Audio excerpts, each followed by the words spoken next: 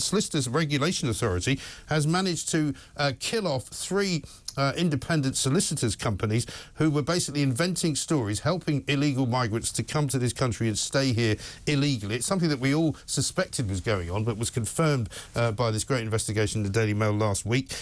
We now, though, have found that actually something has been done, which is about as shocking to me as anything. Rishi Sunak and Lord Chancellor Alex Chalk had said the allegations of appalling conduct must be met with the full force of sanctions, but nobody really thought anything would happen. But amazingly, the Solicitors Regulation Authority has closed the lawyers down. Fantastic. Let's talk to Isabel Oakeshott, TalkTV's international editor. I could scarcely believe my eyes this morning, Isabel. Good morning to you. When I saw this, I thought, blimey, somebody's actually done something. It is an extraordinarily rare case of something good being achieved by this government, of this government actually, for once, doing what it says it's going to do. I think the terrifying thing about this investigation is that we know that there will be so many other lawyers providing just the same fraudulent, frankly, services as these individuals were.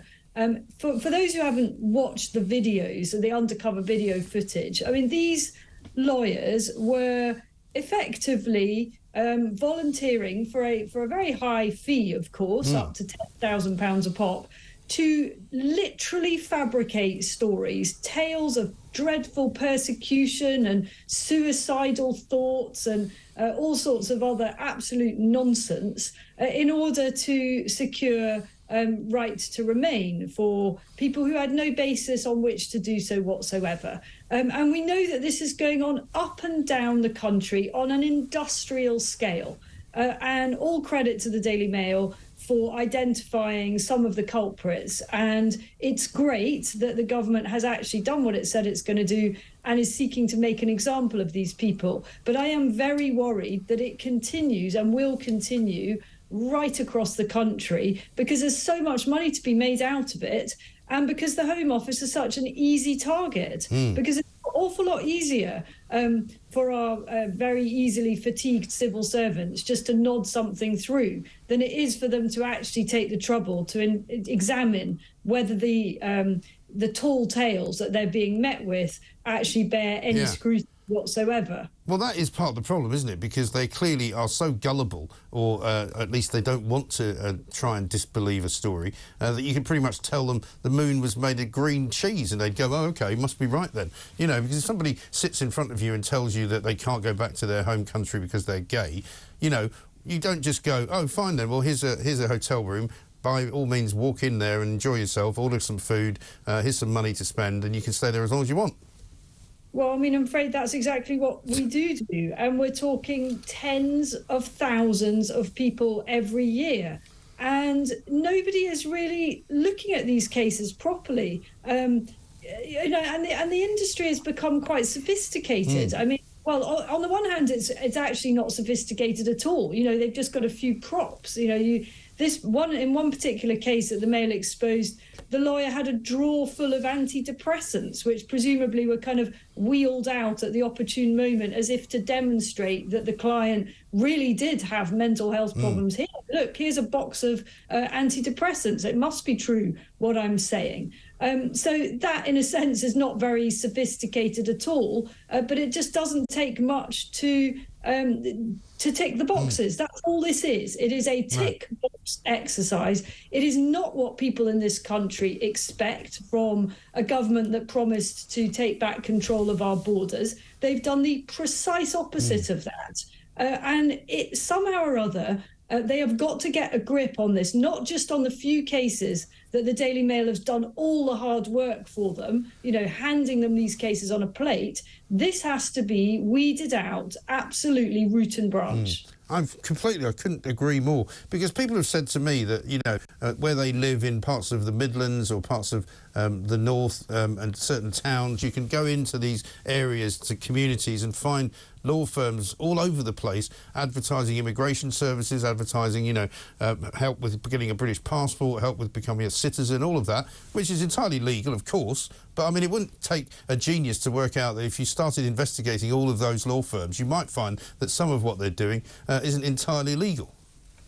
But this whole thing is an absolute racket, and what the Daily Mail has exposed is just one tiny fraction of the enormous multi-billion industry that has grown up around this, that has spawned around a huge and fraudulent industry in basically fabricating asylum claims in order to start a new life here. Now, I actually almost don't blame people who come from less well-off countries. Seeing what a soft touch it is here, why not give it a go? I mean, your chances of it succeeding are very, very high. If we look at the figures last year, some 75,000 asylum claims. The Home Office only managed to process 18,000 of those decisions in that year, of which 3/4 were successful. Almost all of those who were unsuccessful decided to go to appeal. And guess what? Half of those were successful on appeal. So exactly who is it that we're sending home? I mean, basically, hardly anyone. Right. Well, it's in the hundreds, isn't it? When we used to deport something like 20 to 30,000, I think one year under Tony Blair's government it was even 40,000. But we seem to have lost the ability to do all that, and yet more people are coming in. What ordinary voters have got to accept, and I believe almost all of our viewers and listeners do, but unfortunately, we haven't yet to persuade the Guardian readers, is that the vast majority of people who are crossing the channel illegally and are coming here to claim asylum do not have credible, really well substantiated claims to be here. This is economic opportunism. Don't blame them for giving it a go, but I do blame all the parts of the government that have failed to stop it happening, and the very, very cynical individuals and companies that are feeding off this. They are parasites, these people who are feeding off the asylum system to make a very, very comfortable living for themselves. One of the lawyers at the Daily Mail exposed has been able to buy swanky cars with personalised number plates. He's got a property empire and he sends his son to Eton. This is taxpayers' money. It is criminal to fake claims like that, and it is absolutely right that these people face the full consequences. And also, how about introducing a law which says that unless you're actually a citizen of this country, you cannot access legal aid? I don't care where you come from. I'm sorry for you if you've had a hard life, and I'm sorry if you're not making enough money to afford a lawyer, but why on earth should anybody who is a foreign national get access to legal aid in this country? Well, they shouldn't. From top to bottom, this has all gone complete bonkers. All of those who are responsible for putting this system in place and maintaining it have completely lost their heads. We are changing the face of our country.